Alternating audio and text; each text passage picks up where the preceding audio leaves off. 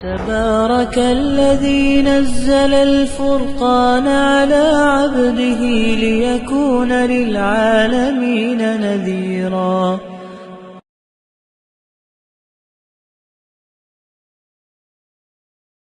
اعوذ باللہ من الشیطان الرجیم. بسم اللہ الرحمن الرحیم. الصلاة والسلام علی رسول اللہ صلی اللہ علیہ وسلم. السلام علیکم. حضور نبی کریم صلی اللہ علیہ وسلم سے ایک شخص نے پوچھا کہ حضور میرے لیے بہترین وظیفہ کیا ہے؟ تو اللہ کے محبوب صلی اللہ علیہ وسلم نے ارشاد فرمایا کہ تو اس حال میں مرے کہ تیری زبان پر اللہ کا ذکر ہو، تو اٹھتے بیٹھتے چلتے پھرتے اللہ کا نام پکارا کریں، اس کا ذکر کیا کریں، قرآن مجید کی تلاوت کی کثرت کیا کریں، اور ان سب وظائف کو معمولی زندگی بنا لیں. اور یہ کوئی مشکل کام نہیں.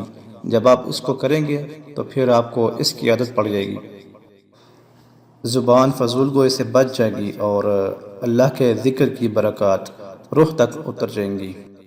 کچھ اذکار تو اتنے سہل ہیں، یعنی اتنے آسان ہیں کہ زبان پر بڑی آسانی سے جاری ہو جاتے ہیں.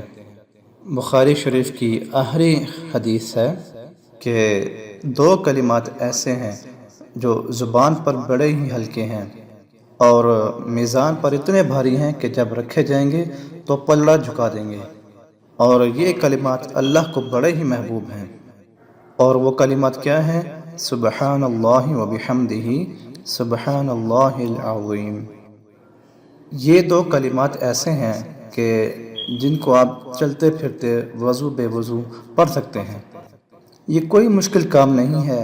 اس سے زبان نہیں تھکتی، جبڑے نہیں تھکتے، آپ کا منہ نہیں تھکے گا، ذہن نہیں تھکتا، دماغ نہیں تھکتا.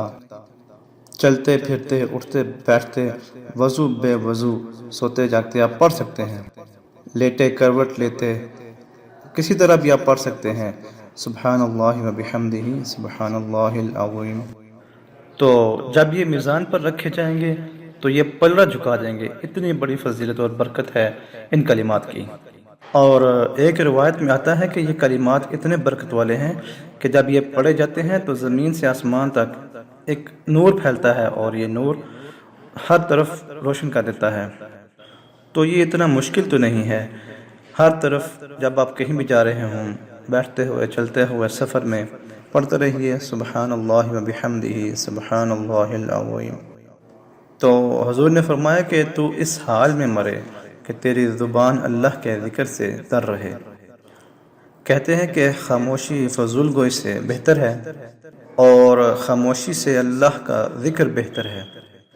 اگر میسر آ جائے تو اللہ کا ذکر کریں، اور اگر یہ میسر نہیں ہے تو خاموش رہیں. فضول باتیں، غیبت، چغلی، یہ وہ امور ہیں جو باطن کو اجاڑ دیتے ہیں. آج میں اور آپ اپنی گفتگو پر غور کریں. انسان کے زیادہ تر گناہ اس کی زبان کی وجہ سے ہیں، اور بہت ساری نیکیاں اس کی زبان کی وجہ سے ہیں. تو اس زبان کو کنٹرول میں رکھیں اور اس کو اللہ کے ذکر سے تر رکھیں. اللہ تعالیٰ سے دعا ہے کہ اللہ تعالیٰ ہمیں ہر وقت اپنا ذکر اور شکر کرنے کی توفیق عطا فرمائے. آمین بجاہ النبی الامین.